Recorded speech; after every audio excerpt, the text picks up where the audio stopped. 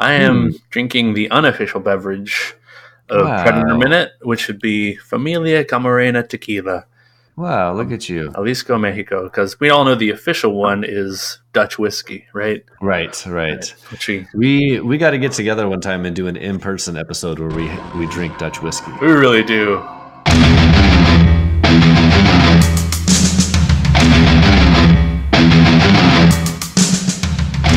Welcome to Predator Minute, the podcast that breaks down the 1987 action sci-fi classic Predator 1 minute at a time. I'm Jon Zabriskie.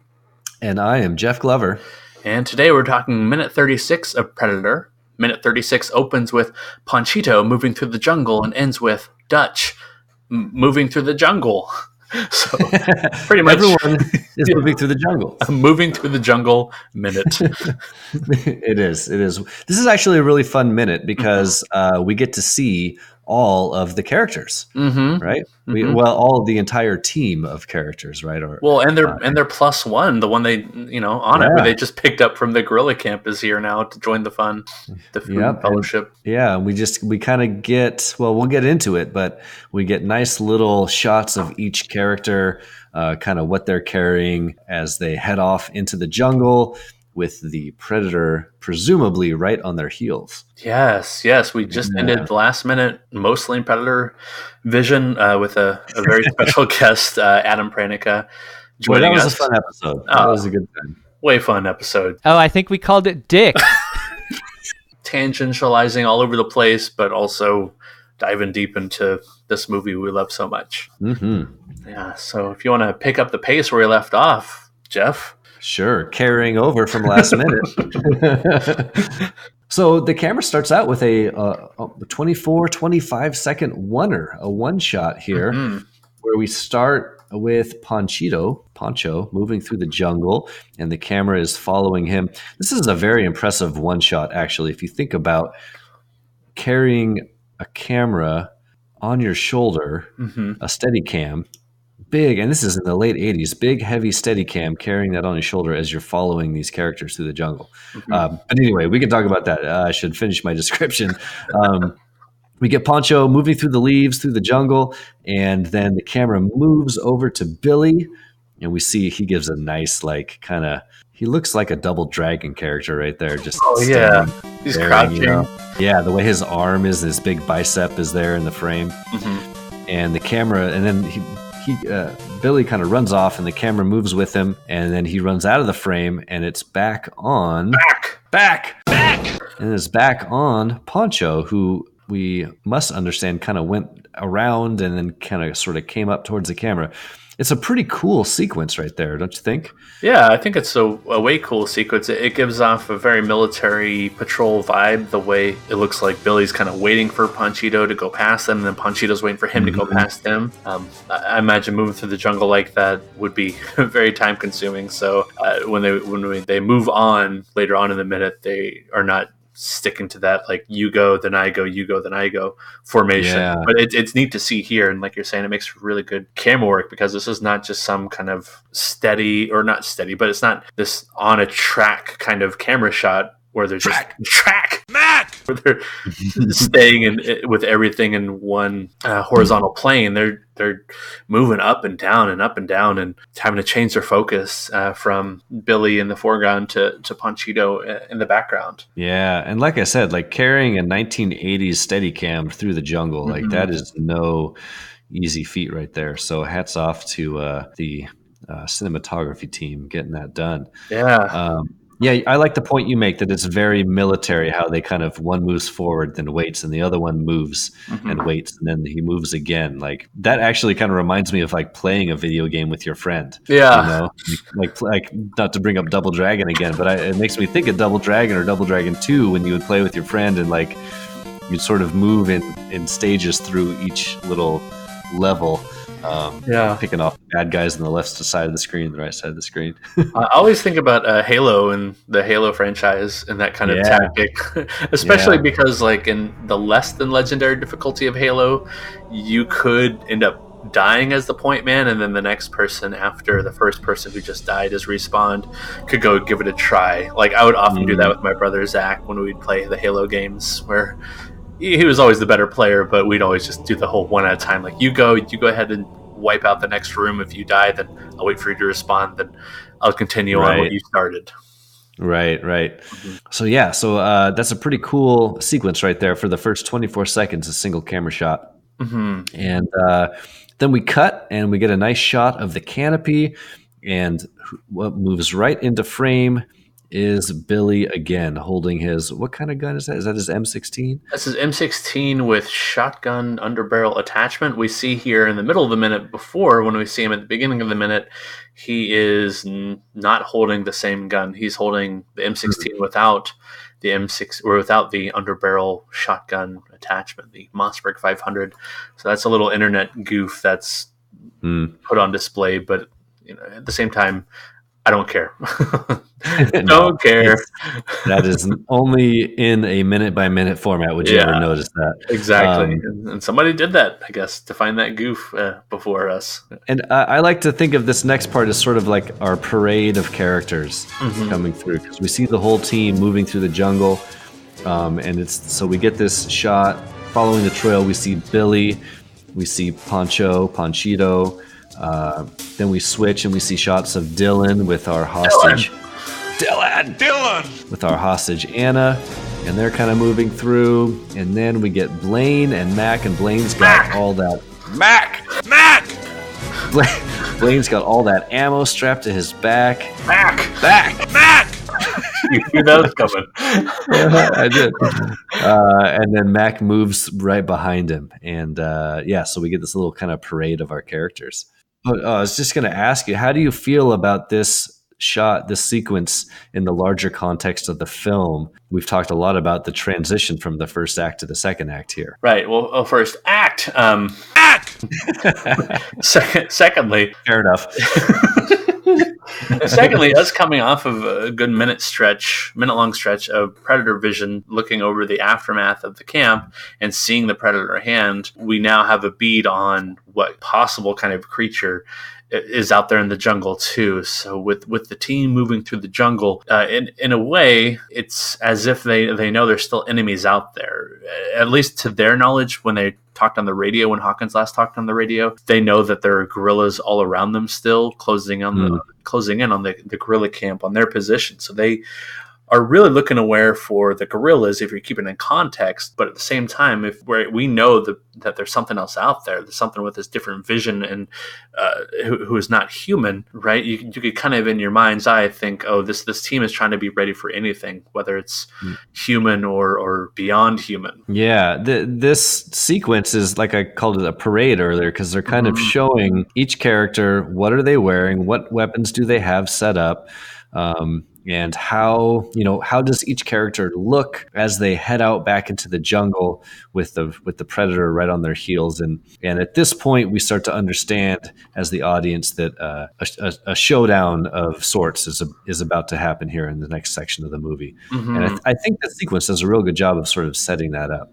priming us for that. Yeah, and John McTiernan in the commentary, I mentioned this last week with Adam, that this is the first thing he filmed for the movie, which was interesting to keep it all in time with everything else. It's not something that I think about a lot as a movie watcher, but the way you hear about movies being edited later on, you have to have such forethought to put such a sequence together where everything is keeping with the continuity. So maybe that's the reason at first why we're not seeing the shotgun attachment on Billy's weapon. And when he says it, I'm not really sure if he means this whole minute that we're seeing or if he just means the back and forth that Panchito and Billy have going on here, because I say that because Blaine has his gauze, his bandaging on with his bleeding wound later on in this minute. So I don't know if that means, right, John McTiernan filmed this whole sequence, but it is really cool to have the parade of heroes right here. And there's no dialogue. It's just the actions, eyes and face, and right, Dylan giving some kind of head nods and everybody's weapons right in your face. Yeah, this is a dialogue-free minute, isn't it? Yeah. It's kind of the best of both worlds. So it's a top-notch minute with the whole team here, and no dialogue. So the camera's doing all the telling that we need. Yeah, it's a good one. So at the very, very end here, couple things. Right? Panchito breaks out in the open. He kind of has this like, where the hell are we kind of look. And where the hell was I? He does a nice Tobias Fuke impression coming out of the greenery. No, I'm afraid I just blew myself. Coming out of the greenery. Hi guys. Pops out there. And then at the very end, we get the last member of our team. This is an all character minute because Dutch does pop up here in like the last second. When he pops up, you actually hear the theme, the main theme from Predator, the and just really kicks in. And I've talked about this in a previous minute, but I've seen online the discussion that this is not the Predators theme, but this is the theme of the team, or at least this is Dutch's theme. That all business, really, I don't know, taking the military jangle for a ride kind of track. Just really riffing into those deep notes. Yeah, it's like the low keys on the piano. It's really good. Yeah. Yeah, it kicks right in there. Man, it's once you told me that Sylvester did the score for this movie and for Back to the Future, I cannot separate the two. There are so many parallels there to the way he constructs his or composes his scores for all four positive outcomes. Like, I love it, but I can totally hear Back to the Future in this movie and vice versa when I listen to the music. See if you bastards can do 90. Okay, so that brings us to the end of the minute there. Did you have other tidbits to add beyond the description of kind of what's going on here in each section? Well, since we're seeing the whole team in this minute, it made me think of other team or squad-based movies. I was just wanting to hear your take on such a genre of film, because I think one of the main reasons I love this movie so much is having that team that complements each other, where there's not necessarily the one person who has to do it all, who has to be the explosive expert, the radio communications expert, the minigun firer. Yeah, it's nice to have a team around you. It's nice to have backup when you don't have all the tools. And this is such a movie. And I was wondering what other movies came to your mind when you're thinking about ensemble or team squad based movies. Well, I'll throw one out. I when I think of like ensemble or team based thing, a lot of times I think of like heist movies, and I know one that you had mentioned before was Ocean's 11, which you can talk about more. That's a great movie. I love that one. But one that came to my mind was Reservoir Dogs, Tarantino's first movie, and that for me is a great ensemble type of movie. It's a little outside the box. It's not really an action ensemble movie, but there's a lot of flashbacks in that movie to set up the story, but really the whole thing just takes place in one room. And as each character enters at different moments throughout the film, each character entering that room changes the dynamic or fills in some part of the backstory. And on top of that, it's a movie about a team of criminals that are trying to pull off a heist. So that's one. And any movie that's about a heist, I'm probably all in on. I'll watch without knowing anything else about it. If the word heist is in the description, I'll watch it. So, and one of my favorite heist movies is definitely Reservoir Dogs. Awesome. Let's see, one of my top movies, just top, I don't know, anytime views for me is the Lord of the Rings movies, or are the Lord of the Rings movies. Just love them so much. And even though the team is split up by the end of the first movie, I just really enjoy how everybody comes from a different background and has a different motivation for joining the team, different interests. It's something to keep in mind when you build your own team or squad for whatever goal. Just be thinking about where people are coming from and what's their interest in achieving this objective. Are they doing it for the same reasons you are? Or do they have other things in mind? Just to think a little bit more deeply about that. But just on the regular, I like to watch those movies anyway. Oh yeah, Did you have another? Those are great. Yeah, go ahead. Oh no, I was just gonna say, like, I own the like extended editions of those films, and I have definitely had weekends before I had kids where I would watch all 3 extended versions of those movies back to back to back. Yeah. Like, especially if it was like a hungover Sunday or something. Yep. And I'm just like eating scrambled eggs and putting in the 2 towers. You're going through a half a day right there just watching those 3 extended editions back to back to back. Oh yeah, dude! Like that'll take up your whole day. Mm-hmm. Yeah. All right. So I got another one I'll throw at you. Sure. This one's a little out of the box, but it is definitely a team movie in a sense. But this movie combines 2 things that I love in movies. One of which is a Stephen King adaptation. Mm-hmm. I love Stephen King adaptations, and 2 movies about kids. I have a soft spot for movies about kids, and so this is Stand By Me. Oh, okay. I thought you were going to go Maximum Overdrive. Oh. That is a movie about cocaine, John. Yes. The dangers and the benefits of cocaine. Cocainum.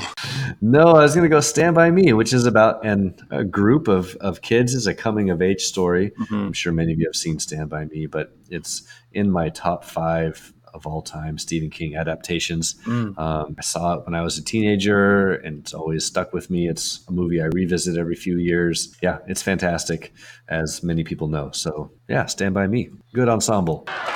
A complete and total barforama. And River Phoenix, rest in peace. Yeah. Oh, way too soon. Way too soon. Way too soon. Yeah. Let's see. I think it goes without saying when talking about heists and ensemble, talking about Ocean's 11. So I don't really feel like talking about Ocean's 11. Like, enough has been said about that.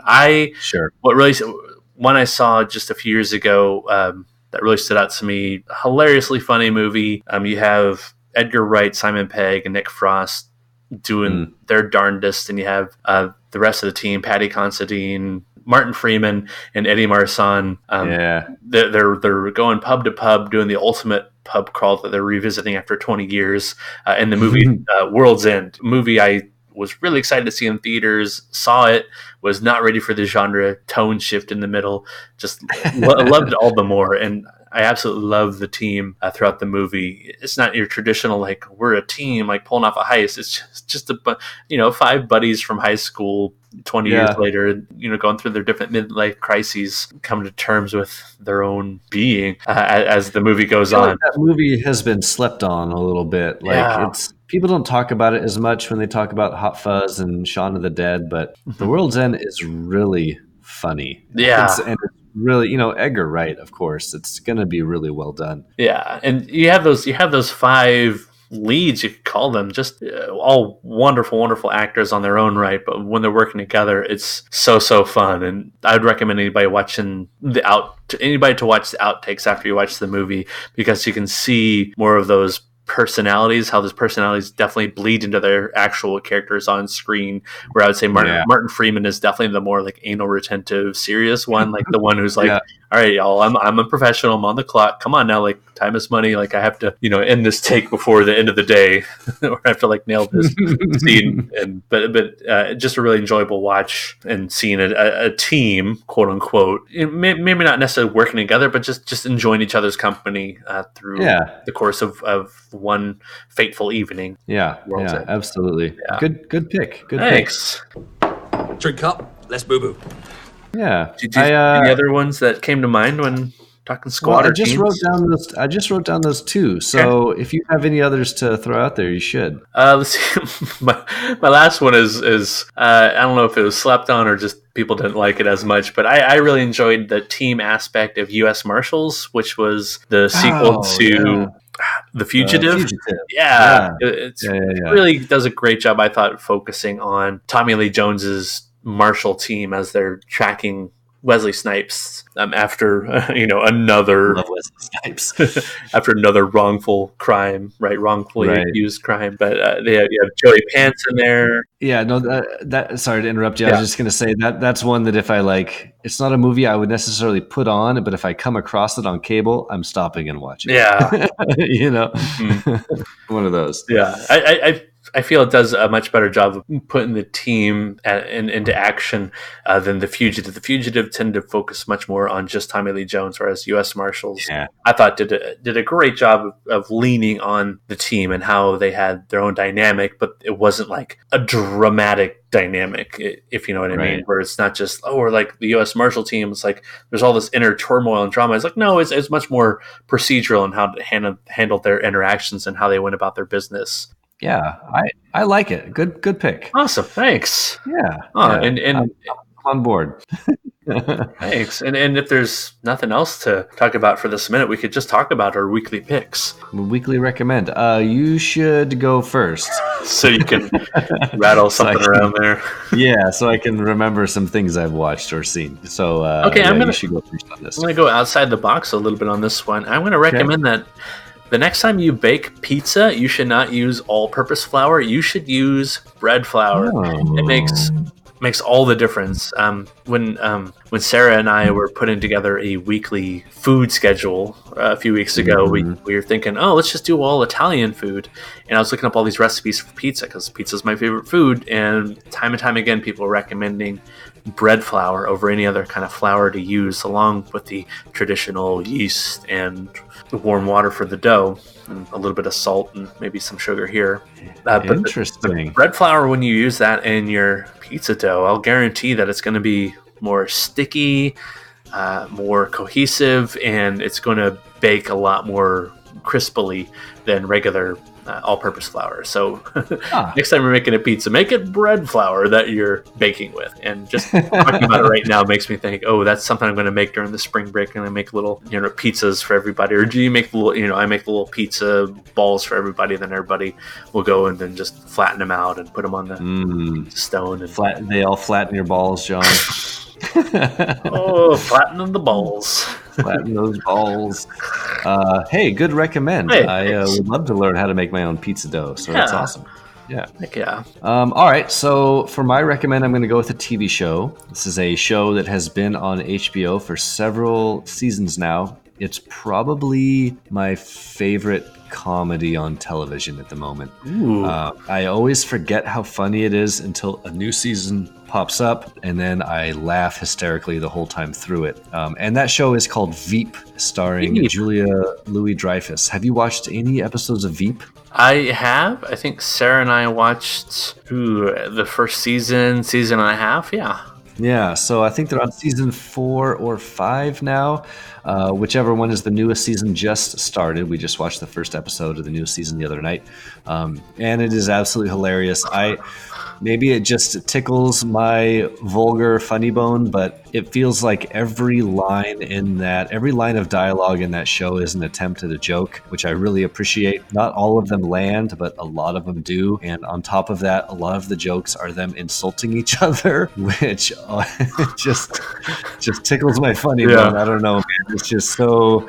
The insults they come up for each other are hilarious, and the whole storyline is absurd. It's completely satirical and absurdist humor. Like it sort of mocks our entire political system, which I also kind of appreciate right now in this moment in history. So if you need a little comic relief in terms of politics and just some really great modern humor, check out Veep. It's one of my favorites right now. All right. Yeah. So with the recommends all done, now we talk about where we can find you, Jeff. Where can people find you? Well, of course, I'm on the Twitter, capital K Carl _ capital H Hungus 314. Hello, meine dispatcher says there's something wrong with deine Kabel. I'm here to fix the cable. Sorry, I was trying to swallow a mouthful of wine and say my Twitter handle at the same time. Anyway, I'm on Twitter. You all know that. Carl Hungus. Here to fix the cable. My name is Carl, ich bin expert. Yeah, here to fix the cable. Where can we find you and the Predator Minute online, John? Thanks. My own personal, I'm at John Zabriskie, but I don't really use that anymore, seeing as I'm running the old Predator Minute Twitter handle at Predator Minute. Just keep them busy there, liking a bunch of shoe links and sport links, the occasional movie by minute links. Speaking of movies by minute links, you can find all of the podcasts that break down movies 1 minute at a time at moviesbyminutes.com. Currently, there are 123 podcasts breaking down movies by minutes. So if you like movies, there's a good chance there's a podcast breaking down your very favorite movie, your movie franchise, 1 minute at a time. If you'd like to email us, hit us up at predatorminute@gmail.com. You can also just join the discussion on Facebook, Predator Minute Listeners Palapa. And for a couple bonuses, Jeff and I recently hosted Into the Night Minute for minutes 41 through 45. So check us out there. We had a good time talking about Michelle Pfeiffer, Jeff Goldblum, and Sean Connery. Dude. Sean Connery, dude. I don't even remember why Sean Connery came out. I do not either, and I just finished editing the episodes about a week ago. We talk about cigar commercials and Cadillacs, Sean Connery impressions. Oh, there's a Michael Jackson impression in there at some point. Come on. Into the night. Yeah, check that out. That was a fun project. It turned out to be fun. Yeah, it really was. Just talking about movies. Yeah, it was. Yeah. And I was recently a guest on Cornetto Minute for minutes 71 through 75 of Hot Fuzz. Murder. With Nick Jimenez and Scott Corelli, who we just had on for a couple weeks ago. Nice. It's a circle of life. The circle of life. It's a wonderful thing.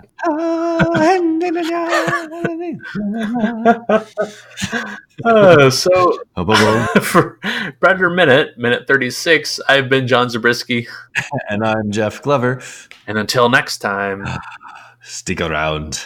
Stick around. Simba.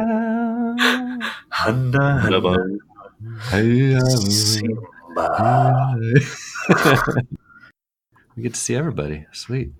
Hey, everybody. Hi, everybody. What is that from? That is from something. I don't know.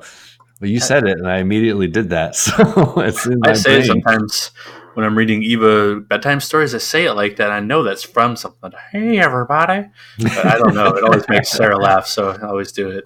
Michelle Van Moore used to have this like SAT vocab word review DVD, and it would use a bunch of clips from movies to like introduce the words. And there was one where a guy was like, at the very end, it was actually at the very end, and the guy goes, like the voiceover goes, "Hey, everybody, let's review." That's what I always think of.